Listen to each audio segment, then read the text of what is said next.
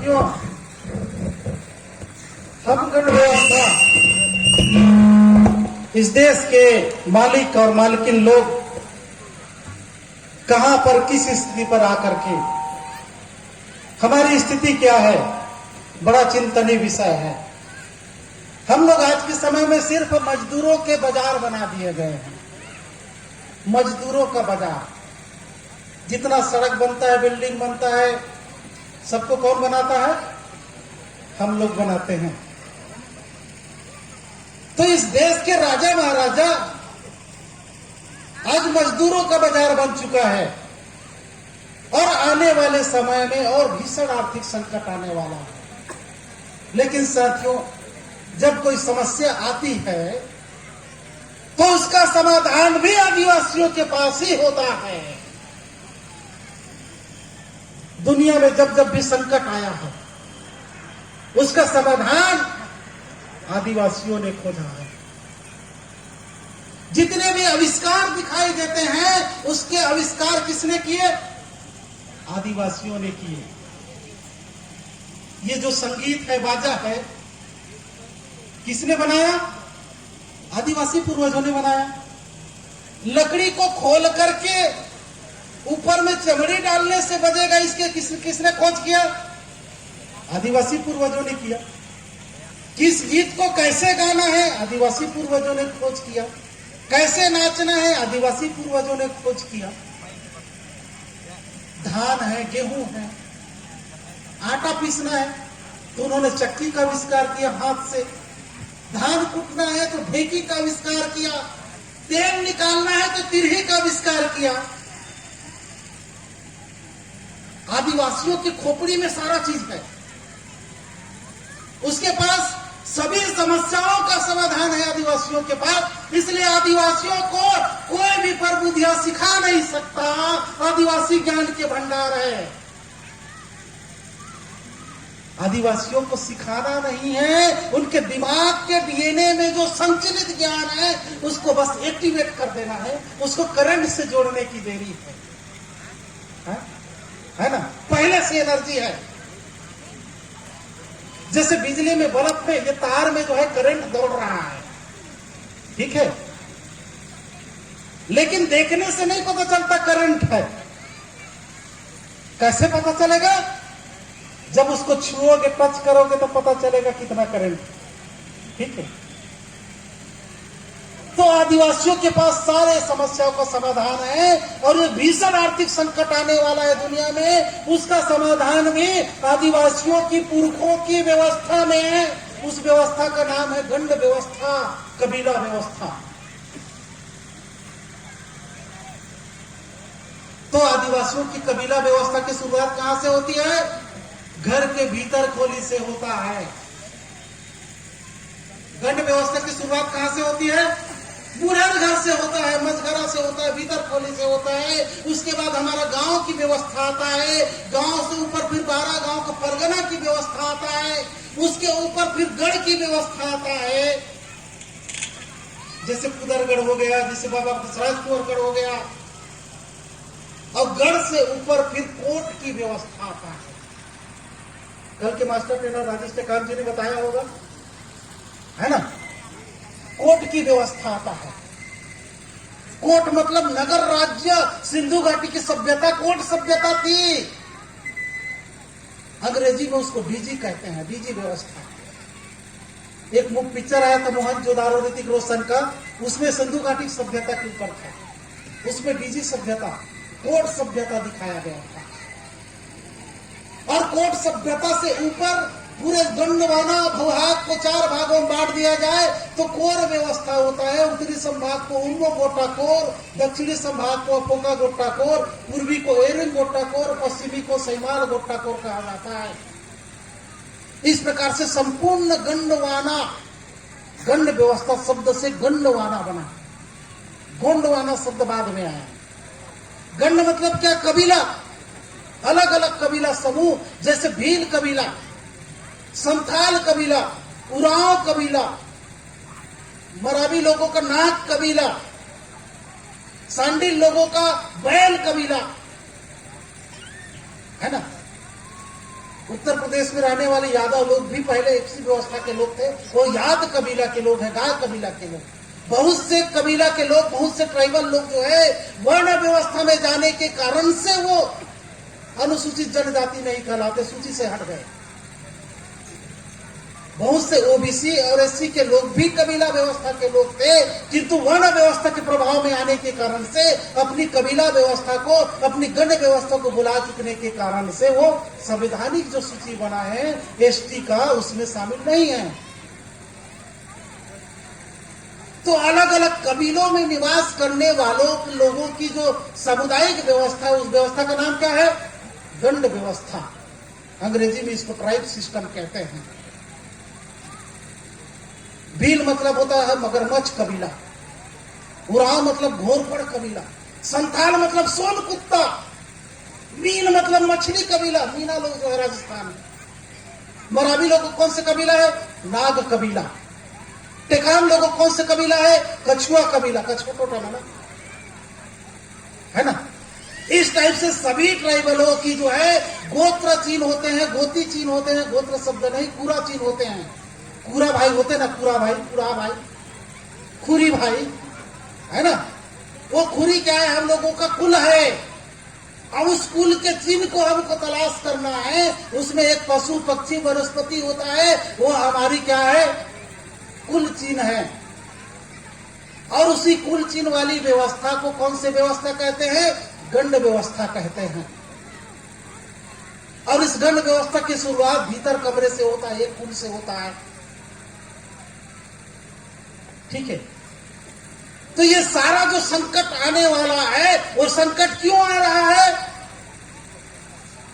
क्योंकि गण व्यवस्था को मानने वाले लोग अब दूसरे की व्यवस्था को मानने लग गए, धर्म व्यवस्था को मानने लग गए। अब धर्म व्यवस्था के चलते गण व्यवस्था खतरे में आया। ठीक है। तो इस गण व्यवस्था को फिर से हमको क्या करना है? रिपेयर करना होगा, मरम्मत करना होगा। जिसे छत टूट जाता है तो उसको फिर से छाना पड़ता है। मकान में टूट फूट हो जाता है तो मरम्मत करना पड़ता है। उसी प्रकार से फिर से गण व्यवस्था लागू करना है, फिर से आदिवासियों को इस धरती पर राज करना है। तो अपनी व्यवस्था को क्या करना पड़ेगा? मजबूत करना पड़ेगा। व्यवस्था को बिना मजबूत किए आप सत्ता काबिज नहीं कर सकते। यदि आप वोट के माध्यम से सत्ता पर काबिज भी हो गए तो कितने साल के लिए हो गए? 5 साल के लिए। उसके बाद फिर क्या? फिर दूसरा आएगा, कुर्सी से उतार देगा ना, है ना। तो इस दुनिया में राज करने के 2 ही तरीके हैं, एक तो वोट के माध्यम से और दूसरा नोट के माध्यम से। वोट के माध्यम से जो राज करता है वो 5 साल के लिए राज करता है, लेकिन नोट के माध्यम से जो व्यापार स्थापित करके राज करता है वो पीढ़ी दर पीढ़ी राज करता है। पूरी दुनिया के सभी देशों में उद्योगपतियों का शासन है। अंग्रेज जब यहाँ आए थे तो व्यापार करने आए थे और देखते देखते नोट के दम पर पूरे धरती के आधे दुनिया में वो राज करने लग गए। भारत को भी उन्होंने गुलाम बनाया। ठीक है। नोट का मतलब होता है अर्थव्यवस्था। ये दुनिया अर्थव्यवस्था से चलता है। आपके परिवार में यदि अर्थव्यवस्था कमजोर हो तो आप घर से नहीं निकल पाओगे। किसी देश की अर्थव्यवस्था खराब है तो पिछड़ जाएगा, किसी राज्य की अर्थव्यवस्था खराब है वो पिछड़ जाएगा, किसी परिवार की अर्थव्यवस्था खराब है पिछड़ जाएगा। तो रिपेयर किसको करना है? अपनी गण व्यवस्था के माध्यम से अर्थव्यवस्था को मजबूत करना है। हम सभा सम्मेलन में क्या क्या बात करते हैं? अपने संस्कृति को मजबूत करने की बात करते हैं, अपनी व्यवस्था को मजबूत करने की बात करते हैं, अपनी शिक्षा को मजबूत करने की बात करते हैं, लेकिन उसमें एक चीज छूट जाता है, उसमें अर्थव्यवस्था की बात छूट जाता है, जिसके कारण से हमारे युवा लोग जो है सामाजिक बैठकों में आने के लिए उनके पास पैसे नहीं रहते हैं, रुपया नहीं रहता। ये छूट रहा है कि नहीं छूट रहा है? अर्थव्यवस्था के विषय में न तो स्कूल में पढ़ाया जाता है, न कॉलेज में पढ़ाया जाता है, न सभा सम्मेलन में सुनने को मिलता है, न प्रवचन में सुनने को मिलता है, न टीवी में दिखाया जाता है, कहीं कोई नहीं बताता। क्योंकि सबको पता है जिस दिन आदिवासी अर्थव्यवस्था को समझ गया उस दिन फिर से सत्ता पर काबिज हो जाएगा, फिर से सत्ता पर काबिज हो जाएगा ना। इसलिए सबको नौकर बनाने के लिए शिक्षा दिया जाता है। क्या शिक्षा दिया जाता है? इतना पढ़ो कि इतने में आप नौकरी कर सको। हम स्कूल क्यों जाते हैं? पढ़ाई करने के लिए। पढ़ाई करने क्यों जाते हैं? किसी से पूछेगा तो बोलेगा कि कहीं अच्छा नौकरी मिल जाएगा इसलिए जाते हैं। सब लोग किसके लिए पढ़ाई कर रहे हैं? नौकरी करने के लिए। मालिक बनने के लिए कोई पढ़ाई नहीं कर रहा है, कोई नहीं कर रहा है ना। जो भी काम में एम काम करके कॉमर्स में जो पीएचडी करके आता है वो आदमी भी खुद का व्यापार नहीं करता इस देश में। जो कॉमर्स में व्यापार में जो पीएचडी करके आता है वो भी सोचता है कि मुझे कहीं नौकरी मिल जाए। हमारे समाज की यह स्थिति है। जो डॉक्टर बन के आता है खुद का हॉस्पिटल नहीं खोलता, वो भी सोचता है कि मेरा कहीं नौकरी लग जाए। जो इंजीनियर बन के आता है वो भी खुद का उद्योग नहीं लगाता, वो भी सोचता है सरकारी नौकरी मिल जाए। हमारे देश में जो शिक्षा व्यवस्था है ऐसा बनाया गया है कि वो पढ़ तो सकता है लेकिन दो चीज नहीं कर सकता। क्या क्या नहीं कर सकता? वो लिख नहीं सकता और बोल नहीं सकता। ये दो चीज नहीं कर सकता, बोल नहीं सकता। जो हिंदी साहित्य में पीएचडी करके आया है, हिंदी साहित्य का मतलब क्या होता है? उसको कविता लिखने आना चाहिए, उसको उपन्यास लिखने आना चाहिए। लेकिन हिंदी साहित्य वाला भी एक तो कविता नहीं लिख सकता है कि नहीं है? और जो राजनीति में जो एमए किया हुआ है उसको तो नेताओं जी से भाषण देने आना चाहिए, आना चाहिए ना। लेकिन राजनीति में जो एमए किया हुआ व्यक्ति को भी मंच में खड़ा कर दिया जाए तो हाथ पांव कांपने लगता है। तो हमने क्या सीखा? इस दुनिया में दो ही पावरफुल चीज है, एक तो आपका बोलना और दूसरा आपका लिखना। यदि आप पढ़ लिख करके भी बोलना नहीं सीखे और लिखना नहीं सीखे तो आपकी पढ़ाई कोई मतलब का नहीं, सिर्फ कागज की डिग्री है। क्या है? कागज की डिग्री है। ठीक है। हाड़ मांस दुबले पतला शरीर वाला बड़े बड़े शक्तिशाली लोगों को हरा देता है। क्यों हराता है? बोल करके हरा देता है और लिख करके हरा देता है। हराता है कि नहीं हराता है? अब कितना बड़ा शरीर वाला रहे क्यों ना रहे, ठीक है, उसके पास कितना बड़ा बड़ा डिग्री रहे, यदि बोल नहीं सकता, लिख नहीं सकता तो कुछ नहीं कर सकता, है ना। तो इन कार्यक्रमों के माध्यम से हम अपनी व्यवस्था को मजबूत करेंगे और जानेंगे। तो साथियों, अपने गांव की व्यवस्था को हमको मजबूत करने के लिए क्या करना पड़ेगा? सभी गांवों में पारंपरिक ग्राम व्यवस्था स्थापित करना है। पुनः पारंपरिक ग्राम व्यवस्था, गांव की जो पारंपरिक जो व्यवस्था है, पुरानी जो व्यवस्था है, गांव की पुरानी व्यवस्था कैसे है? गांव में बैगा होते हैं, मुखिया होते हैं, पटेल होते हैं, बूढ़ी कोटवार होते हैं, है ना। जब से पंचायत व्यवस्था आया है तब से उनकी बात कोई नहीं सुनता है। ऐसे ही हो गया ना। गांव में बिजली आया और पंचायत आया, ये दोनों चीजों ने हमारी व्यवस्था को ध्वस्त कर दिया। बिजली आने के कारण से लोग मीटिंग में जाना बंद कर दिए, क्योंकि ठीक टाइम पर अच्छा धारावाहिक आते रहता है? टीवी भी आ गए ना बिजली के साथ साथ में। और पंचायत आ जाने के कारण से गांव के सियान और मुखिया को कौन पूछता है? सरपंच ही सर्वे सर्वा हो गए। ठीक है। तो हमको गांव की पारंपरिक व्यवस्था को पुनः मजबूत करने के लिए क्या करना पड़ेगा? सबको अपने अपने गांवों में कार्यालय खोलना है पारंपरिक ग्राम व्यवस्था का। क्या खोलना है? पारंपरिक ग्राम व्यवस्था का अपने अपने गांव में कार्यालय खोलना है। पहले कार्यालय को जो है गुड़ी घर कहा जाता था। बस्तर में उसको गोटुल कहते हैं। अभी प्रेमनगर तरफ जो है कई तो गांव में गुड़ी घर बचा हुआ है। गुड़ी देवल्ला से अलग होता है गुड़ी घर, जहाँ पर गांव के जो मादर मजीरा झांझ टंगाया रहता है और शाम शाम को लोग जो है खाना खाने के बाद वहां इकट्ठा होते थे और एक सोटा सोट करके बाजा जो है नाच करके फिर सोने जाते थे। उसको बोलते हैं गुड़ी घर है। ऐसे ही होता था ना। गुड़ी घर किसी गांव में बचा है क्या अभी? थोड़ा हाथ उठाएंगे। अच्छा, एक आध तो गांव में बचा है ना। गुड़ी देवल्ला तो बचा है, गुड़ी देवल्ला बचा है ना। गुड़ी देवल्ला क्या बोलते हैं आपकी तरफ? ग्राम देवाला है, गांव देवाला है, बुढ़ा महादेव चाहे जो भी हो, वो बचा है। तो समझिए आधुनिक तरीके से आपको कार्यालय खोलना है और उस कार्यालय को बाद में जो है गुड़ी घर में कन्वर्ट करना है। ठीक है, गांव में कार्यालय खोल करके हमको क्या क्या करना है? गांव में जो है पारंपरिक ग्राम व्यवस्था के तहत जो है पारंपरिक मुखिया लोगों का पुनर्गठन करना है, मीटिंग करके, और उसको बकायदा रजिस्टर में लिखना है। तो गांव गणराज्य सरकार पारंपरिक ग्राम व्यवस्था का कैसे गठन करना है उसका प्रारूप बना हुआ है। आप लोग उस प्रारूप का भी सहारा ले सकते हैं। तो उस गांव की पारंपरिक ग्राम व्यवस्था में सियान लोगों का तो कमेटी रहेगा ही, महिलाओं का भी कमेटी रहेगा, विद्यार्थी और युवाओं का भी कमेटी रहेगा। 18 साल से 35 साल के जितने भी नवयुवक हैं सबको गांव गणराज्य सरकार सेना के रूप में उनको पद देना है। लड़ने के लिए नहीं, बल्कि अपने आप को अनुशासित करने के लिए।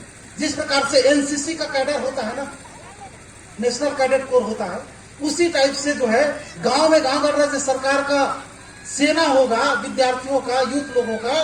वो क्या करेगा? गांव के जो यूथ हैं उसको जो है वो अनुशासित करेगा। आजकल जो है कोई गुटखा खा रहा है, कोई दारू पी रहा है, तो कोई किसी की बात नहीं सुनता है ना। तो युवा लोग आपस में जो है अपने आप को दंडित करेंगे।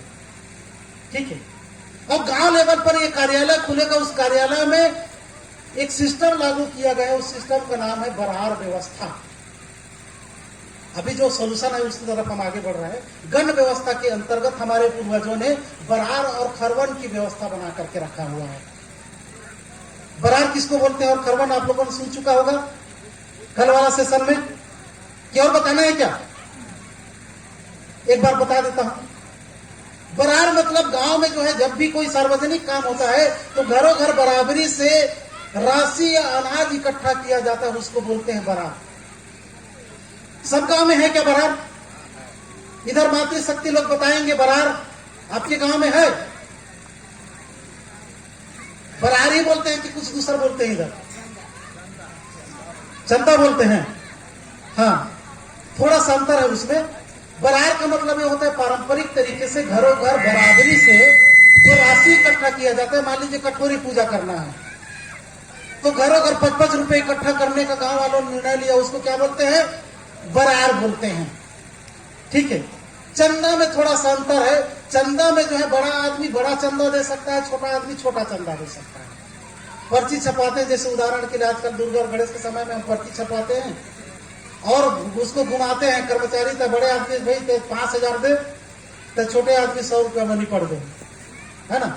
तो ये जो है ना कम ज्यादा जो किया जाता है उसको चंदा कहते हैं। लेकिन घरों घर बड़ा आदमी रहे चाहे छोटा आदमी रहे, बराबरी से जो इकट्ठा किया जाता है उसको बरार कहते हैं। और बरार के जो इकट्ठा हुआ राशि वो गांव की सामुदायिक कोष में जमा होता है, सामुदायिक संपत्ति में शामिल होता है। यह है बरार। ठीक है, और दूसरा क्या है? खरवन, जिसको जेवर या जेवरा भी बोलते हैं कई जगह।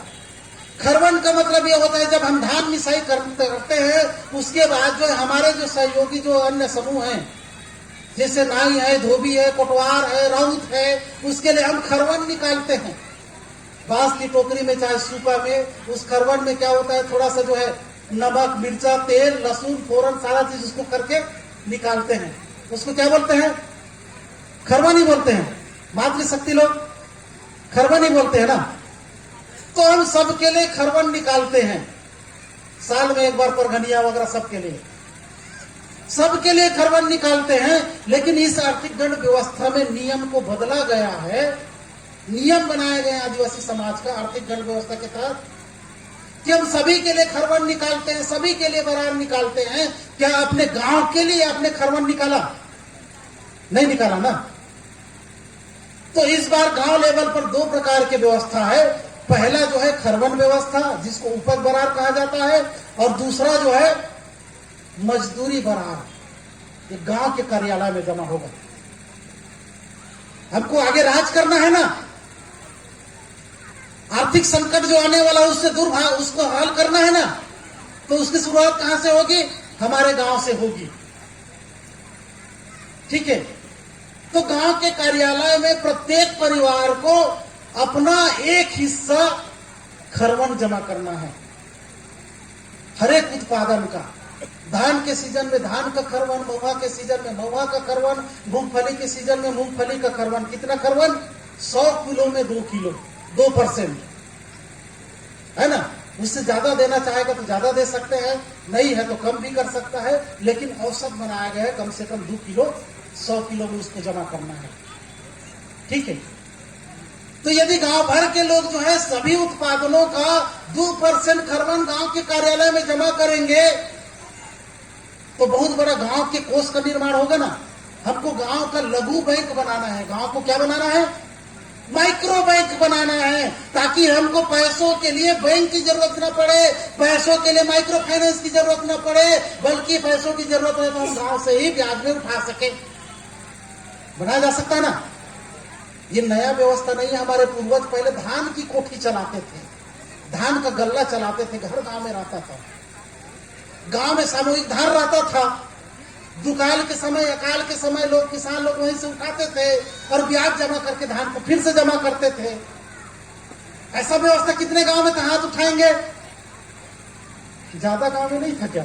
कोई नहीं उठा रहा, भूल गए हैं ना। फिर बीच में जो एक मुट्ठी चावल जमा करने का दादा मरकाम ने शुरू किया, है ना। लेकिन आज के समय में लोग जो है ना पैसा के लिए तरस रहे हैं और माइक्रो फाइनेंस से लोन उठाकर कर्जे में डूबे हुए हैं। तो आज के समय में लोगों को सबसे किसकी जरूरत है? ज्यादा रुपयों की जरूरत है। तो रुपयों का बैंक बनाना है गांव में। तो बैंक के लिए खजाना कहां से बनेगा?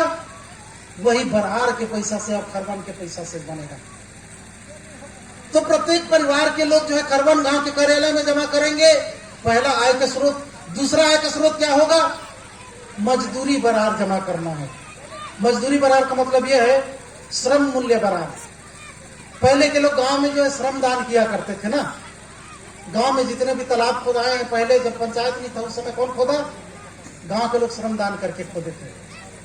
तो श्रमदान की व्यवस्था को पुनर्जीवित करना है। लेकिन आज के समय में कर्मचारी श्रमदान तो करेगा नहीं, है ना। तो उसके बदले में क्या करेगा? वो श्रम मूल्य जमा करेगा। वहां गांव के कार्यालय में कितना श्रम मूल्य जमा करेगा? एक जोड़ा, साल भर में एक जोड़ा श्रम मूल्य वहां जमा करेगा। श्रम मूल्य कैसे अपन आकलन करेंगे?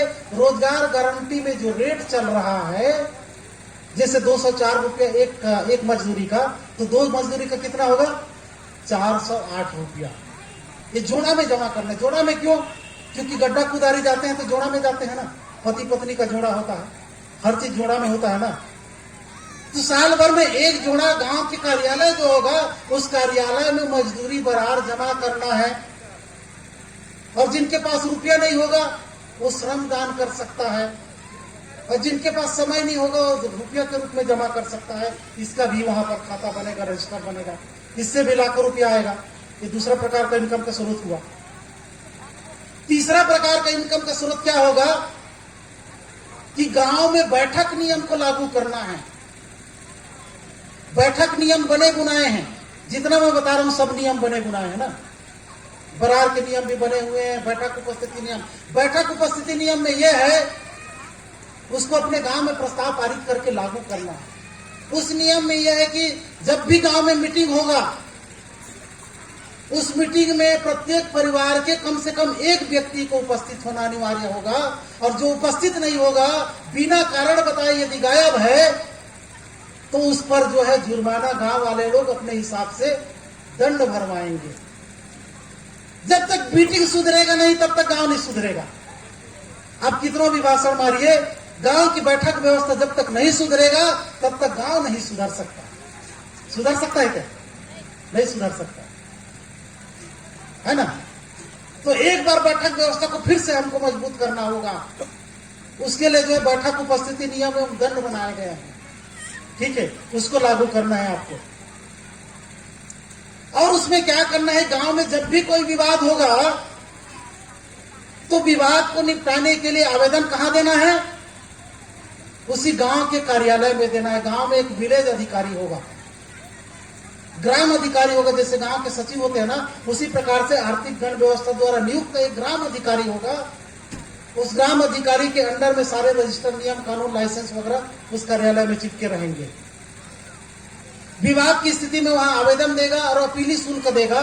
गांव वाले जो तय करेंगे, मान लीजिए अगर वहां पर आवेदन करते हैं कि हम भाई उनके साथ लड़ाई हो गया, मार पिटाई हो गया, अतः हमारे विवाद को गांव में ही निपटाने की कृपा करें करके आवेदन देना है।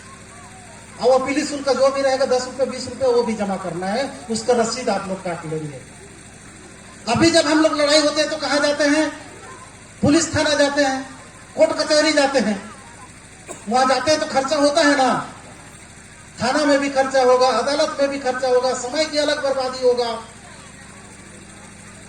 यदि हम गांव में आवेदन करके विवादों को निपटा लें, बड़े अपराध को छोड़ करके बड़े हर एक मामले को गांव में निपटाया जा सकता है ना।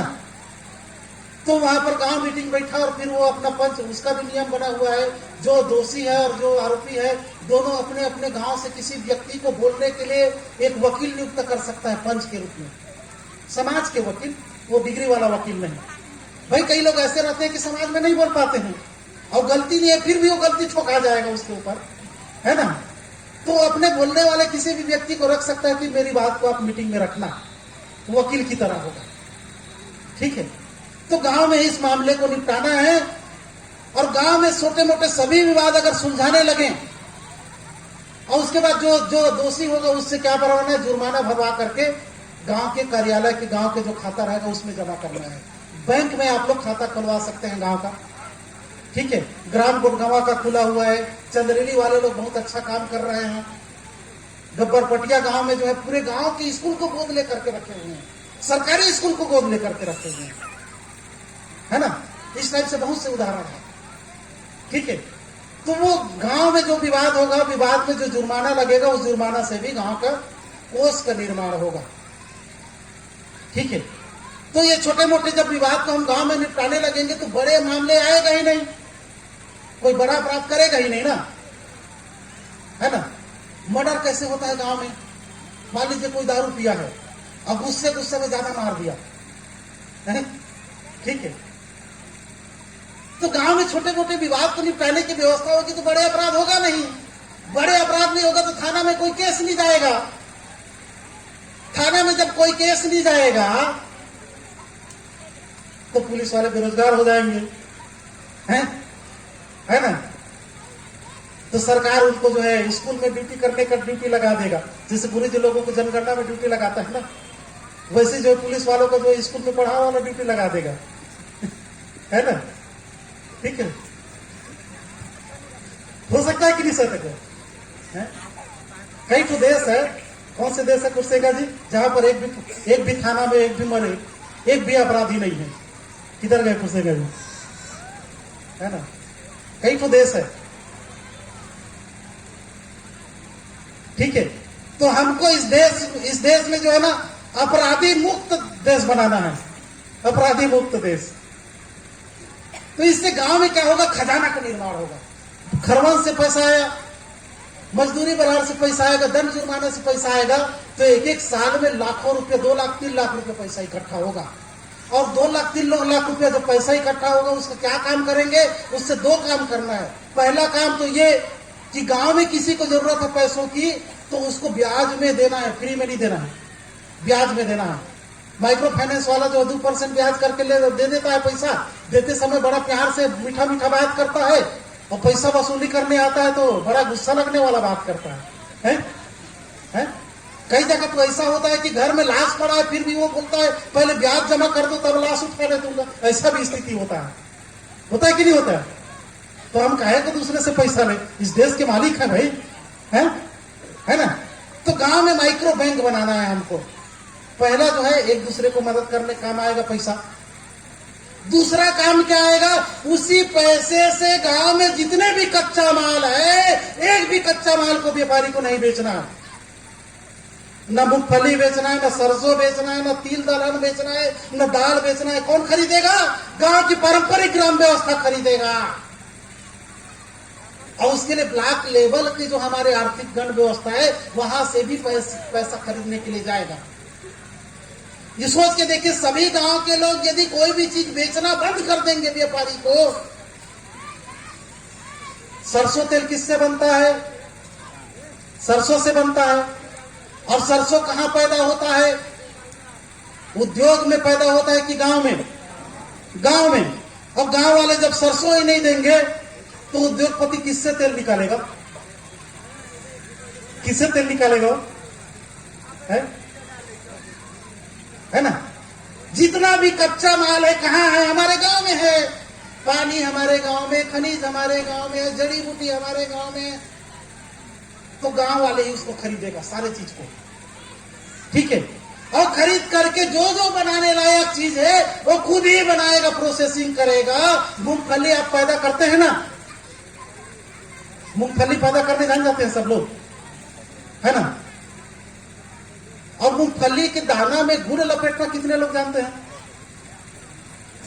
बादाम पट्टी जिसको बोलते हैं, नहीं जानते हैं? जो सरल काम है उसको नहीं करते हैं हमारे लोग, है? मूंगफली पैदा करने में 3 महीना लगेगा। मूंगफली को गुड़ के पाक में लपेटने में कितना दिन लगेगा? है? कितना दिन लगेगा? आधा घंटा में ना। बादाम पट्टी बना करके बेचेंगे, मूंगफली का तेल निकाल करके बेचेंगे, सरसों का तेल निकाल करके बेचेंगे। सरसों पैदा करने में 3 महीना लगता है, सरसों से तेल निकालने में कितना दिन लगेगा? आधा घंटा, है? तो व्यापारी यही काम करता है। व्यापारी क्या करता है? वो हमसे 3 महीना मेहनत करवाता है, अब आधा घंटा में आकर के खरीद के ले जाता है? और खरीद करके ले जा करके वो तेल निकालता है और शीशी में पैक करके अपना ब्रांड लगा करके हमको बेचता है। इसलिए वो अमीर है, ठीक है? तो प्रत्येक गांव के प्रत्येक व्यक्ति को क्या बनाना है? उद्योगपति बनाना है। जो अनपढ़ व्यक्ति है वो भी उद्योगपति होगा, क्योंकि उद्योगपति बनने के लिए डिग्री की जरूरत नहीं होती। चपरासी बनने के लिए किसकी जरूरत है? डिग्री की जरूरत है। जब तक 5वीं और 8वीं पास नहीं रहेंगे ना, तब तक चपरासी का भी नौकरी नहीं लगेगा। चपरासी की नौकरी भरने के लिए कम से कम 8वीं पास होना चाहिए ना। उद्योगपति बनने के लिए कोई जरूरी नहीं है। जो अनपढ़ है, गांव का कुछ नहीं जानता है, वो कचरा इकट्ठा करके केचुआ खाद तो बना सकता है ना। उसके लिए डिग्री की जरूरत है क्या? डोरी का तेल निकालने के लिए कौन सी डिग्री की जरूरत है? कोई डिग्री की जरूरत है? वो हमारे पुरखे के दिमाग में पहले से ज्ञान भरा है। हर एक चीज को ब्रांडिंग और हर एक चीज को क्या करना है? मार्केटिंग करना है। कोई भी चीज को नहीं छोड़ना है, कचरा को भी नहीं छोड़ना है, कीड़ा मकोड़ा तक को भी नहीं छोड़ना है। उससे प्रोटीन बनता है, आप लोगों को पता है ना? सब चीज बिकता है इस दुनिया में, सब चीज बिकता है। और जिस दिन आदिवासी गांव में जो है सब चीज बना करके बेचना शुरू कर दिया ना, उस दिन शहर के लोग नौकरी की तलाश में गांव में आएंगे और गांव में आकर के नौकरी मांगेंगे। हो सकता है कि नहीं हो सकता है ना? तो हम जमीन से पैदा तो करते ही है, जमीन के साथ साथ में उसके निर्माण में, उसको मार्केटिंग और ब्रांडिंग में भी हमारा क्या होगा? कमाई होने लगेगा। क्या क्या चीज नहीं बना सकते बताइए? ऐसा कोई चीज का नाम बताइए जिसको हम नहीं बना सकते। साबुन बनाना जो है ना, चिकन बनाने से भी ज्यादा सरल काम है। चिकन सब्जी बनाते हैं ना, मुर्गा मटन, उससे सरल काम है भाई, है ना? वाशिंग पाउडर बनाना जो है, हलवा बनाने से भी ज्यादा सरल काम है। कच्चा मटेरियल लाइए, उसको मिलाइए, बन गया। सब सरल काम है, कोई भी कठिन काम नहीं। हमारे लोगों को लगता है उद्योग व्यापार दुनिया की सबसे कठिन काम है, ऐसा लगता है, हमारे दिमाग में डाल दिया है। अंग्रेज लोग देखे यार, आदिवासी तो सब चीज जानता है। इसके बाद जड़ी बूटी का ज्ञान है, ये जब हड्डी टूट जाता है तो खुद ही जोड़ लेता है, हॉस्पिटल नहीं जाता है। हॉस्पिटल में भीड़ ही नहीं रहता था। आज से जो है ना 20-25 साल पहले जो हॉस्पिटल खाली रहता था, गांव के लोग उसको भूत बंगला समझते थे। अरे वहां मत जाना, वहां भूत रहता है बोलते थे। हॉस्पिटल को भूत बंगला।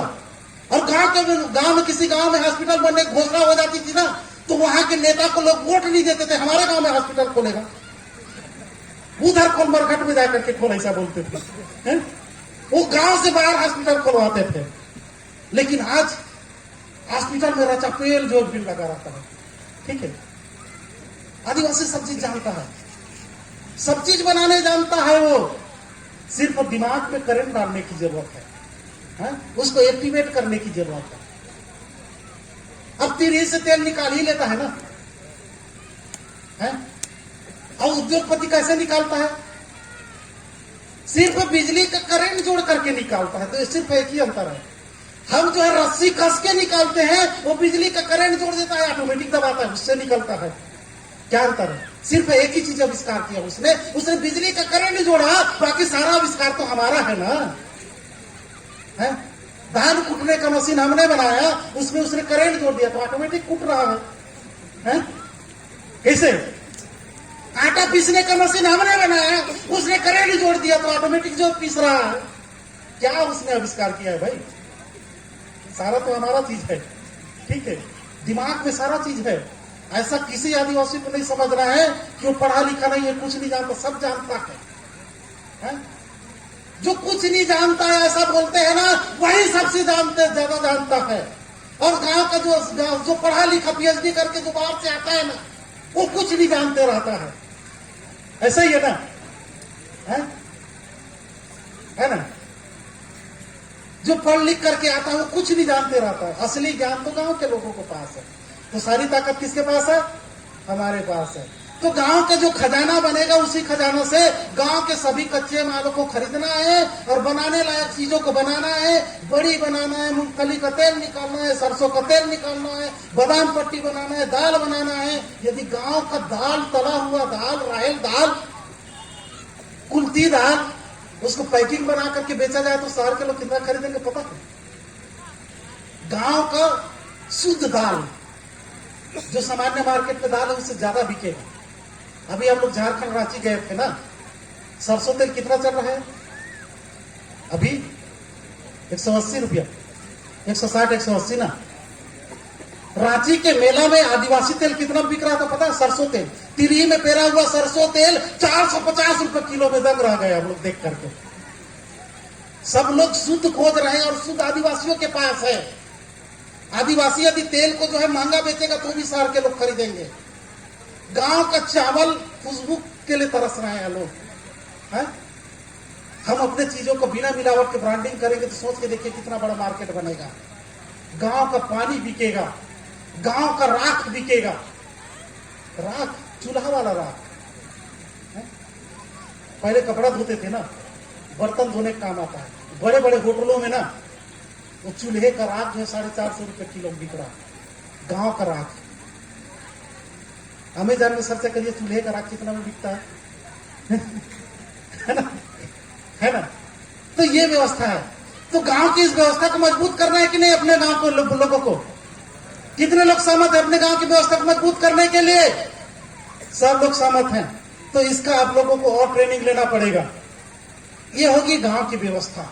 ठीक है, लेकिन गांव से ऊपर हमारी जो है परगना होगा 12-12 गांवों का, जिसमें भी मुखिया, सामाजिक मुखिया लोग रहेंगे। उसके गढ़ लेवल पर पारंपरिक गढ़ सभा होगा, जिसे बाबा बसराज कुंवर में पारंपरिक गढ़ सभा बना हुआ है, प्रतापपुर गढ़ में पारंपरिक गढ़ सभा बना हुआ है, रमकोला गढ़ में पारंपरिक गढ़ सभा बना हुआ है। इसी प्रकार के सभी गढ़ों में पारंपरिक गढ़ सभा का हमको गठन करना है। गांव से ऊपर परगना, परगना से ऊपर गढ़। ठीक है, और गढ़ को जो है एक ब्लॉक में यदि कई गढ़ आते हैं तो कई गढ़ मिल करके एक ब्लॉक में क्या बनाएगा? टीआरसी बनाएगा ब्लॉक लेवल पर, बाजार होगा, सबसे बड़ा बाजार होगा ब्लॉक का, जिसका नाम क्या दिया गया है? टीआरसी, ट्राइबल रिसोर्स सेंटर, मतलब आदिवासी संसाधन केंद्र। ब्लॉक लेवल पर क्या बनेगा? आदिवासी समाज का खुद का बाजार बनेगा, ताकि हम गांव में जितने भी कच्चे माल है, जितने भी प्रोसेसिंग है, उसको कहां बेचेंगे? ब्लॉक लेवल का आदिवासी सुपर बाजार में बेच रहा है, जिसका नाम क्या है? टीआरसी, ट्राइबल रिसोर्स सेंटर, आदिवासी संसाधन केंद्र। ये बनेगा या करेंगे ऐसा नहीं, बन चुका है, चल रहा है, सारे चीज लिखित में है, सारे लाइसेंस ले लिए जा चुके हैं, अब डाउट खत्म ना, है ना? वो भविष्य की योजना नहीं, चालू हो चुका है सूरजपुर में सुपर बाजार। ठीक है, सारे चीज को स्टडी करके ये चीज किया जा रहा है। ब्लॉक लेवल का जो टीआरसी होगा उसको मैं बाद में बताऊंगा। उससे ऊपर राष्ट्रीय लेवल पर हमारा क्या होगा? राष्ट्रीय लेवल पर जैसे आरबीआई होता है, रिजर्व बैंक ऑफ इंडिया है, उसी टाइप से आदिवासी समाज का खुद का बहुत बड़ा खजाना होगा। खुद का बहुत बड़ा खजाना कैसे होगा? क्योंकि केंद्रीय लेवल पर दो प्रकार के बरार लागू है। जैसे गांव लेवल पर दो प्रकार के बताए ना, पहला खरवन और दूसरा मजदूरी बरार। उसी प्रकार से राष्ट्रीय लेवल पर भी दो प्रकार के बरार है, पहला जो है प्रतिनिधित्व बरार और दूसरा उत्तरदायित्व बरार। प्रतिनिधित्व बरार का मतलब ये होता है जितने भी मंथली इनकम कमाने वाले जो समाज के लोग हैं, वो अपनी कमाई का 1% समाज को देंगे, सामाजिक कर्ज के रूप में। समाज में पैदा हुआ तो समाज का कर्ज है कि नहीं उसके ऊपर, है ना? तो प्रत्येक व्यक्ति जो मंथली इनकम कमाता है, अपने कमाई का कितना देगा? 1% समाज को देगा। दिया जा सकता है कि नहीं? हम सरकार को कितना इनकम टैक्स देते हैं पता है? 10% से लेकर 30% तक। कर्मचारी जो 12 महीना वेतन में से 1 महीना वेतन सरकार को देता है, 11 महीना का वेतन छोड़ता है, 10% देता है कर्मचारी। हम समाज में कितना मांग रहे हैं? 1%। उस सरकार को देता है जो सरकार उसके छठी वर्गीय में कभी नहीं आया, जिसको उसने कभी देखा नहीं है सरकार को। आप लोगों ने सरकार देखा क्या? कैसा होता है, कहां पर होता है? नहीं देखा। आप जिसको देखे हैं वो मंत्री है भाई, वो विधायक है, सरकार थोड़ी है? सरकार, आप सरकार के नाम से चिट्ठी लिखिएगा, प्रति सरकार करके रायपुर भेज दीजिएगा, वो किसके कार्यालय में जाएगा कोई बताएगा? किसके कार्यालय में जाएगा, है ना? तो हमारे जो है छठी वर्ग यहाँ किसी में हम जिसको देखे नहीं उसको 10% दे देते हैं, लेकिन जो जन्म से लेकर मृत्यु तक हमेशा हमारा साथ रहता है, उस समाज को क्या हम 1% नहीं दे सकते? ये भावना हमको राष्ट्रवाद की तरह प्रत्येक आदिवासियों के मन में भरना पड़ेगा, क्योंकि आगे चल के हमको क्या बनाना है? ट्राइबल नेशन बनाना है, आदिवासी राष्ट्र बनाना है। हिटलर ने अपने लोगों को झूठ बोल बोल करके उसको राष्ट्रवाद भर दिया था। हिटलर क्या बोलता था पता है अपने लोगों से? कि हम गोरे लोग हैं और गोरे लोग इस धरती पर राज करने के लिए पैदा हुए हैं, इसलिए सभी जो गोरे लोग हैं वो हिटलर की बातों में आकर के मरने मारने के लिए तैयार हो गए और बहुत बड़ा फौज खड़ा कर दिया। तो हम सच बोल करके ट्राइबल नेशन नहीं बना सकते क्या? बना सकते हैं ना? बने बुनाया सिर्फ हाथ में लेना है। आदिवासी राष्ट्र पहले से घोषित है, सिर्फ हमको चलाना बस है। ठीक है, तो 1% अपने समाज को देना है। आप एक उदाहरण से समझिए, ये 1% का सिद्धांत कहां से लिया गया है? कुदरत से लिया गया है, प्रकृति से लिया गया है। हम प्रकृति को कुछ नहीं देते, फिर भी प्रकृति हमको 100%, 100% देता है। प्रकृति को हम हवा लेते हैं ना, प्रकृति श्वास लेते हैं ना, कितना प्रतिशत श्वास लेते हैं? 100%। यदि कुदरत बोलेगा कि भाई अभी तुम 40% श्वास ले रहो, 40%, 60% बाद में लेना, दम घुट जाएगा ना। 100% सांस लेंगे तभी जिंदा रहेंगे ना। 100% खाना खाएंगे तभी पेट भरेगा, आधा पेट में पेट नहीं भरेगा। 100% पानी पिएंगे तभी प्यास बुझेगा। तो कुदरत को हम कुछ नहीं देते हैं, फिर भी वो हमारा 100% भूख मिटाता है, 100% प्यास मिटाता है, 100% हमको भोजन पानी हवा देता है। और जिस दिन कुदरत को हम 1% भी देते हैं तो कुदरत हमको 1000 गुना देता है। कितना गुना? 1000 गुना। कैसे देता है? मान लीजिए आम का पेड़ है, एक आम का पेड़ लगाना है, कितना बीज लगेगा? एक आम का पेड़ लगाने में कितना बीज लगेगा? एक बीज। एक बीज से एक आम का पेड़ होगा कि बहुत ढेर सारा बीज लगेगा क्या? एक पेड़ लगाना, एक ही बीज लगेगा ना। एक बीज से एक आम का पेड़ होगा। एक आम के पेड़ में कितने फल लगे? 1000 फल लगे। कितना बीज लगाया था हमने? एक बीज। फल कितना दिया?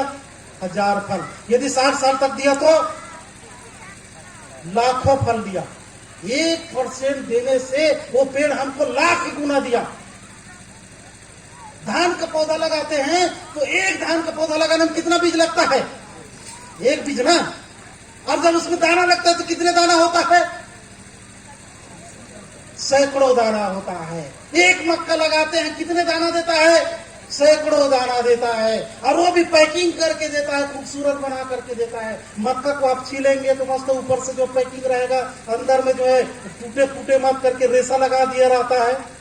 अनार के दाना को देखिए कितना खूबसूरत पैकिंग करके कुदरत हमको देता है। आम के फल को, आम के पेड़ को सिर्फ उनको वंश वृक्ष के लिए क्या चाहिए? बीज चाहिए ना। यदि बीज ही जरूरत है तो फल क्यों देता भाई? बीज ही ना वो पैदा करता। लेकिन वो फल इसलिए देता है कि बीज जो है इससे वंश बढ़ेगा और फल के ऊपर में जो रस है, जो गुदा है, उसको हमारे बच्चे, इंसान, जीव जंतु खाएंगे, उसका पेट भरेगा, ऐसा सोच करके वो उसमें रस चढ़ा करके देता है। देता है कि नहीं देता है? उसके रस से थोड़ी ना बीज पैदा होगा, पेड़ बनेगा। तो रस किसका काम आता है? हम लोगों का काम आता है। 1% कुदरत को देते हैं तो 1000 गुना देता है, लाख गुना देता है। ठीक उसी प्रकार से हम समाज को जन्म से लेकर मृत्यु तक कुछ नहीं देते हैं, फिर भी समाज हमारा जन्म से लेकर मृत्यु तक सारे काम को 100% करता है। अधूरा करता है क्या? हमारा छठी बार ब्याह किया तो अधूरा किया क्या? हमारा विवाह किया तो अधूरा किया क्या? हमारे मरने पर भी क्या अधूरा संस्कार करेगा क्या? हमारे शिक्षा में कोई अधूरा रह गए क्या? नहीं ना। समाज को कुछ नहीं देते हैं, फिर भी 100% वो हमको देता है। सोच के देखिए, समाज को यदि आप 1% भी अगर देंगे तो समाज आपको 1000 गुना देगा। देगा कि नहीं देगा? उस सिद्धांत पर आधारित है 1% वाला बरार। ठीक है। दूसरा बरार है आम पब्लिक के ऊपर लागू होगा। 18 साल से 35 साल के जितने भी उम्र वाले हैं उनको अपने खर्चे में से प्रतिदिन 1 रुपया बचत करना है। एक दिन में 1 रुपया बचत करना है तो 30 दिन में कितना बचत होगा? 30 रुपया। तो साल भर में कितना? 365 दिन होता है एक साल में। तो एक साल में 365 रुपये बचत होगा। मातृशक्ति लोग थोड़ा शांति बनाए रखेंगे। उसके बाद हमारे गायक महोदय कहाँ है? शुरू करिएगा, है ना। धन साहब रावी जी और सीता सिंह जी, आपको हम आमंत्रित करेंगे। तो ये एक व्यक्ति को 1 रुपया बचाना है, आम पब्लिक को। इनकम में से नहीं, किसमें बचाना है? अपने खर्चे में से। प्रत्येक व्यक्ति खर्चा है ना। हम कपड़ा पहनते हैं, जूता पहनते हैं, गाड़ी चलते हैं, उसमें खर्चा है ना। तो अपने खर्चे में से बचत करना है। कोई बेरोजगार आदमी ये नहीं कहेगा कि भाई मैं तो कुछ नहीं कमाता हूं तो कहां से 1 रुपया समाज को दूंगा। वो सब्जी बाजार जाता है, 12 रुपये का सब्जी है तो मोल भाव करके 2 रुपये बचत कर ही सकता है। कपड़ा पहनता है, 350 का कपड़ा है तो मोल भाव करके जो है 30 रुपये बचत कर ही सकता है। पेट्रोल डलवाता है, 100 रुपये का पेट्रोल डलवाना है तो 100 रुपये मत डलवाइए, 95 का डलवाइए। बचत होगा कि नहीं होगा? तो बचत करने का गुण भी विकसित होगा और समाज को 1 रुपया भी देगा। इस देश में 12 करोड़ से ज्यादा आदिवासी हैं। कितना? एक व्यक्ति एक दिन में 1 रुपया देगा, 12 करोड़ लोग दें तो कितना होगा? एक ही दिन में 12 करोड़ हो सकता है। होगा कि नहीं होगा? राष्ट्रीय लेवल पर। और साल में 365 रुपया देता है 12 करोड़ लोग, तो कितना रुपया होगा पता है? 43 अरब 80 करोड़ रुपया एक साल का बना। 1 रुपया वाला कर्मचारी का भी जुड़ेगा 1% वाला तो 80 अरब के करीब हो जाएगा, है ना। ये 1 रुपया दुनिया भारत में एक ही खाता में जमा होना है। जैसे भारत में एक ही रिजर्व बैंक ऑफ इंडिया है, उसी प्रकार से संपूर्ण आदिवासी समुदाय का एक ही आर्थिक गण व्यवस्था होगा और इस एक ही आर्थिक गण व्यवस्था का एक ही खाता होगा। उसी खाते में पूरे देश भर का 1 रुपया जमा होगा तो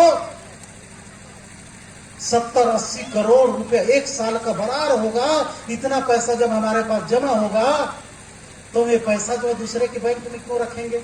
अपने समाज का खुद का बैंक हो सकता है ना, हो सकता है ना, खुद का इंश्योरेंस कंपनी हो सकता है, खुद का बड़े बड़े उद्योग हो सकता है। इतना पैसा रहेगा, आप लोग 1-1 रुपया बराबर दिए रहेंगे तो लोन की जरूरत पड़ेगी तो हम बैंक में क्यों जाएंगे लोन लेने के लिए? समाज से लोन उठा सकता है ना उद्योग लगाने के लिए। तो ये राष्ट्रीय लेवल पर इतना बड़ा खजाने का निर्माण होगा। उस संस्था का नाम है, उस कंपनी का नाम है यूनाइटेड ट्राइब गंडवाना एसोसिएशन। इसका खाता प्रतापपुर में खुला हुआ है। ठीक है, इसके बारे में और बताऊंगा। तो राष्ट्रीय लेवल पर जो है अर्थव्यवस्था का निर्माण होगा, कोष का निर्माण होगा, कई राज्यों के बजट से ज्यादा हमारे पास बराबर जमा होंगे और इसी से अर्थव्यवस्था कंट्रोल होगा आदिवासी समुदाय का। ये राष्ट्रीय लेवल की बातें हुई। अब बीच के लेवल पर आते हैं, गांव लेवल पर और राष्ट्रीय लेवल की बात में। बीच में मैं क्या बताया था? बीच में ब्लॉक लेवल पर क्या होगा? टीआरसी होगा, ट्राइबल रिसोर्स सेंटर होगा, आदिवासी संसाधन केंद्र होगा। हर ब्लॉक में जहां पर 30,000 से ज्यादा जनसंख्या है आदिवासियों की, उस ब्लॉक में टीआरसी खुलना है। टीआरसी क्या है पता है? आदिवासियों का खुद का एक बाजार। जैसे आपके ब्लॉक में बाजार होता है ना, आप जो भी सामान लेते हैं कहां से लेते हैं? अपने ब्लॉक से लेते हैं ना, है ना। कपड़ा लेना रहता है तो कहां जाते हैं? अपने ब्लॉक के नजदीक के बाजार में जाते हैं। आदिवासी समुदाय का खुद का बाजार होगा। हमको कोई चीज बेचना हो तो टीआरसी में बेचना है, कोई चीज खरीदना होगा तो कहां से खरीदेंगे? आदिवासियों के आदिवासी संसाधन केंद्र टीआरसी से खरीदना है। टीआरसी जो है 10 एकड़ से लेकर 100 एकड़ एरिया में बनना है। हर ब्लॉक में 10 एकड़ से लेकर 100 एकड़ में बनना है। उस प्रांगण के भीतर में सभी प्रकार के दुकान होंगे, कपड़े का, बिजली का, इलेक्ट्रॉनिक का, जूता चप्पल का, सारे चीज के दुकान होंगे। और उसी प्रांगण में सभी कच्चे मालों को खरीदने की व्यवस्था होगी। सरसों को, मूंगफली को, सब्जी को, सारे चीज को खरीदने की व्यवस्था होगी। और उसी प्रांगण के भीतर में समाज के खुद के सेंट्रल स्कूल टाइप से स्कूल होगा, कॉलेज होगा, रिसर्च सेंटर होगा, खेल का मैदान होगा, सिनेमा घर होगा, झूला घर होगा, गार्डन होगा, सारा चीज होगा। यदि हमको सुई भी लेना हो तो सामान्य बाजार में जाना ना पड़े, बल्कि कहां जाना है? टीआरसी में जाना है ना। तो ऐसा बनेगा तो क्या होगा? बच्चा आपका कहां पढ़ता है जी? आप क्या बोलोगे? टीआरसी में पढ़ता है। आपने मोबाइल कहां खरीदा? तो टीआरसी से। कपड़ा कहां खरीदा? टीआरसी से। आपने सरसों कहां बेचा? टीआरसी में। इलाज कहां कराते हैं? तो टीआरसी में। सारा चीज में टीआरसी मुंह से निकलेगा। ठीक है, सारे चीज वहां होगी, उस व्यवस्था में सारे चीजों का प्रबंध होगा। इन सारे चीजों को करने के लिए 3 प्रकार के पब्लिक लिमिटेड बनाए गए हैं। क्या बनाए गए हैं? आदिवासी समुदाय के सामुदायिक कंपनियों का निर्माण किया गया है ना। सरकार के सरकारी कंपनी होते हैं ना, बीएसएनएल सरकार की सरकारी कंपनी है, एसीसीएल क्या है? सरकार की सरकारी कंपनी है। जब सरकार अपना सरकारी कंपनी बना सकता है तो हम समाज के लोग मिलकर के सामाजिक कंपनी क्यों नहीं बना सकते? इस भावना के साथ इसको बनाया गया है। और ये टीआरसी किसी का निजी नहीं होगा, ये तीनों कंपनियां किसी की निजी नहीं होगी, बल्कि समाज की सामुदायिक प्रॉपर्टी होगी, सामुदायिक संपत्ति होगी, है ना। अब इसको चलाने के लिए जिस प्रकार से मंडी अध्यक्ष का चुनाव होता है, उसी प्रकार से अपने अपने ब्लॉक के जो लोग हैं वो 55 साल में उस टीआरसी को चलाने के लिए अध्यक्ष उपाध्यक्ष का चुनाव करेंगे। वो लोग इस व्यवस्था को, उसके कर्मचारियों को नियंत्रण करेंगे, कंट्रोल करेंगे। इस प्रकार से ब्लॉक लेवल पर हमारा खुद का बाजार होगा, है ना। इस प्रकार से खुद का बाजार होगा। आप लोग सोच रहे होंगे कि इतना बड़ा दुकान कैसे खुलेगा और पैसा कहां से आएगा? ऐसा मन में आ रहा है क्या? आ रहा होगा ना। तो व्यापार की दुनिया बड़ा अजीब है, हम लोग नहीं शुरू किया इसलिए ऐसा लगता है। जितने भी व्यापारी हैं ना दुनिया में, वो अपने पैसा से व्यापार नहीं करता है। बड़े बड़े जो सक्सेसफुल व्यापारी है वो क्या बोलता है कि हम अपने पैसों से व्यापार नहीं करते। एक जने जो है हमारे माननीय विजय कुजूर सर है, वो एक जने व्यापारी से उन्होंने पूछा, तो उन्होंने बताया कि व्यापार करने के लिए पैसों की क्या जरूरत है, हम तो पैसा नहीं लगाते हैं। तो किससे व्यापार करते हो? तो उन्होंने कहा कि जीरो से व्यापार करते हैं, जीरो से, शून्य से व्यापार करते हैं व्यापारी लोग, है ना। या तो वो बैंक से पैसा उठाता है या पब्लिक से पैसा उठाता है, ठीक है। लेकिन हम जो है ना तो बैंक से पैसा उठाएंगे ना सरकार से पैसा लेंगे। सरकार से पैसा लेंगे तो सरकार बोलेगा कि हमारा भी साझी है। हम सरकार को इसमें साझी नहीं रखना चाहते, क्योंकि सरकार जिसमें साझी होता है ना, लोग उसके पास जाना बंद कर देते हैं। मंडी अध्यक्ष, मंडी किसका है? समाज सामुदायिक है ना, लेकिन पब्लिक उसके पास जाता है क्या? सरकार के कब्जे में है। इसी प्रकार से बहुत से उदाहरण है। सरकार जिसको छू देता है लोग उससे दूरी बना लेते हैं। ग्राम सभा किसका है? गांव वालों का है, लेकिन सचिव और सीओ लोगों का आदेश निर्देश चलता है, इसलिए लोग ग्राम सभा में जाना बंद कर दिए। ले भला है, जबकि ग्राम सभा गांव वालों का है। लेकिन गांव वाले सोचते हैं कि हमारा तो संस्कृति के बारे में बातें नहीं होता है। वहां तो पहले से एक दूर पत्ते का कागज आया रहता है, क्या किसको खाता, किसको जो है रोजगार गारंटी में नाम जोड़ना है, किसको कटाना है, तो ये योजना है, ये योजना है, वह तो हमारे बातें नहीं होता है। तो गांव वाले कभी नहीं जाते ग्राम सभा में। जब उसको राशन कार्ड में नाम जोड़ाना रहता है, चाहे कुछ कटाना रहता है, तभी हो जाता है। इसका मतलब उसका ग्राम सभा नहीं है, ऐसा वो मानता है ना।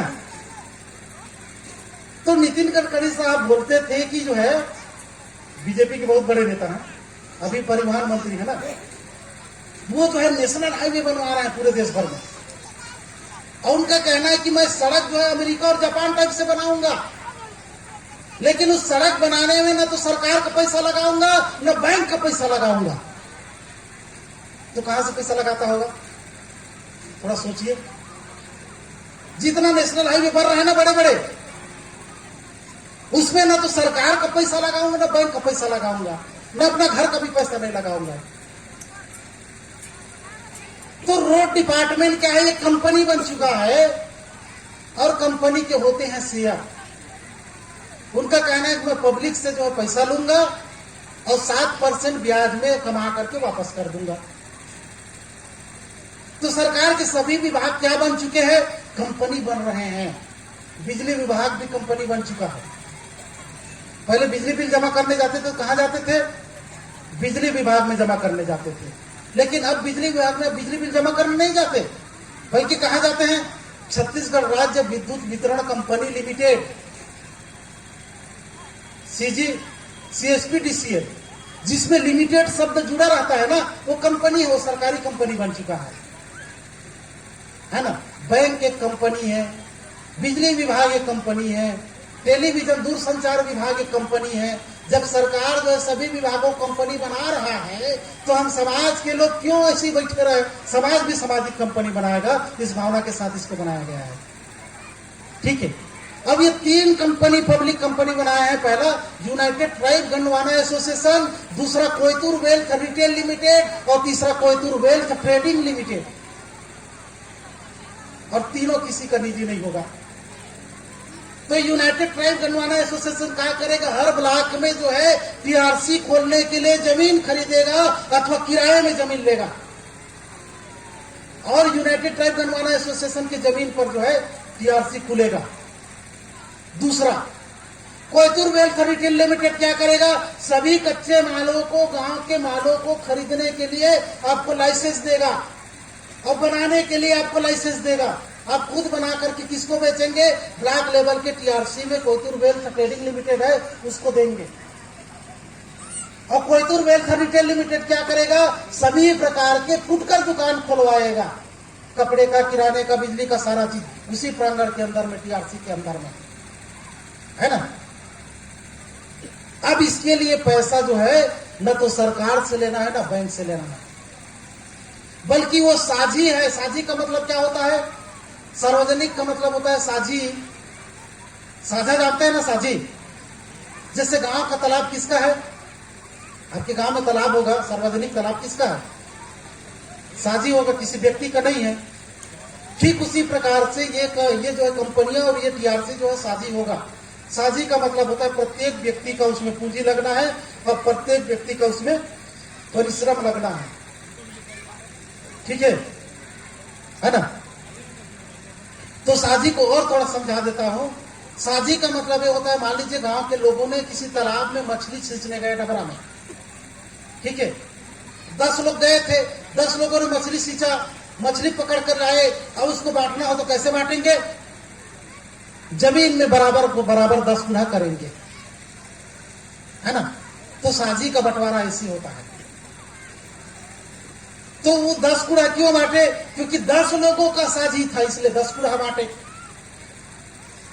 अब किसी डबरे में ज्यादा मछली मिला तो ज्यादा मिलेगा, किसी डबरे में कम मछली मिला तो कम मिलेगा, लेकिन कूड़ा 10 कूड़ा होगा। साझी का बंटवारा ऐसी होता है। अब इसी साझी के बंटवारे के सिस्टम को उद्योग व्यापार वाले लोग शेयर व्यवस्था कहते हैं। क्या कहते हैं? शेयर कहते हैं। शेयर शेयर बोलने से वो शेयर मार्केट, नेटवर्क का मार्केटिंग, चिट फंड कंपनी में दिमाग जाता है तो अरे यार ये भी कंपनी, ऐसा लगता है। जबकि उद्योग व्यापार वालों जो शेयर के आधार पर जो बाजार चलाते हैं ना, उसको उन्होंने कहां से सीखा? उद्योग व्यापार में जो शेयर होता है, शेयर मार्केट होता है, वो कहां से सीखा? हमारे मछली बंटवारे से सीखा है वो आदमी है। हमारे गांव के मछली बंटवारे से वो शेयर व्यवस्था को सीखा है, और उसके लिए उन्होंने नियम बना करके, कानून बना करके बड़े बड़े उद्योगपति बन गया, और हम मछली बंटवारा में ही अटके हुए हैं, है ना? है ना? तो एक ब्लॉक में कितना जनसंख्या होगा? रामचंद्रपुर ब्लॉक में आदिवासियों की 50,000 से ऊपर होगा आदिवासी है। 1 लाख आदिवासी हैं। 1 लाख आदिवासी में कम से कम 50,000 आदिवासियों को जो है इसका क्या बनाना है? साझीदारी बनाना है, साझी बनाना है। ठीक है। अब एक एक व्यक्ति के ऊपर कितना आर्थिक बोझ आएगा उसको समझते हैं। एक एक व्यक्ति के ऊपर जो है ना, आप लोग जब खेती करते हैं तो खेती करने में कितना खर्चा आता है एक किसान के पीछे? एक ब्लॉक में मान लीजिए 10,000 किसान होंगे ना, यहाँ 10,000 किसान होंगे। एक किसान एक बार के खेती में कम से कम 20,000 खर्चा करता होगा ना? करता है ना? थोड़ा सा गीत हो जाए इसे लगते, थोड़ा बोर होते, है ना? हाँ, तो मोरावी जी और सीता सिंह जी, आपसे निवेदन है, खूबसूरत एक तो गीत सुनाया जाए, उसके बाद फिर बताना है ना व्यवस्था। मोरावी जी की कमियां को मैं भी पूरा कर दूंगा। तो कोयतुर की संदेश चिंगारी जल चुकी है, कोयतुरों कैसी देश चिंगारी जल चुकी है, धधकना अभी बाकी है। हमारे गंडवाना के राजा जो गड़किला बनाए थे, उसकी निशानी धरती में अभी भी बनी। अब तो जागो रे गंडवाना के शेरवीर, क्योंकि आर्थिक क्रांति का आर्थिक अभियान चलाना भी बाकी है। आइए सुनते हैं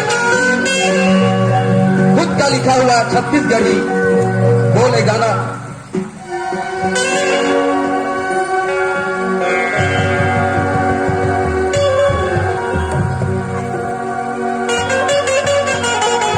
संगवारी रे लड़को चलो हक भजूर मिलके,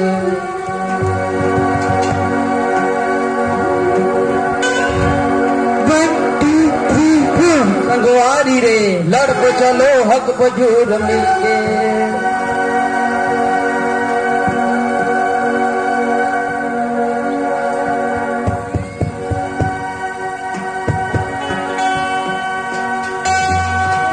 हेलो,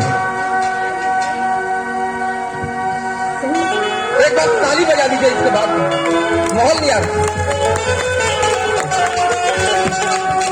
वैसे नहीं, मैं बोलूंगा तब बजाना है। कई बार सिग्नेचर वाले इसको सीखना है। सिग्नेचर ताली शुरू करें।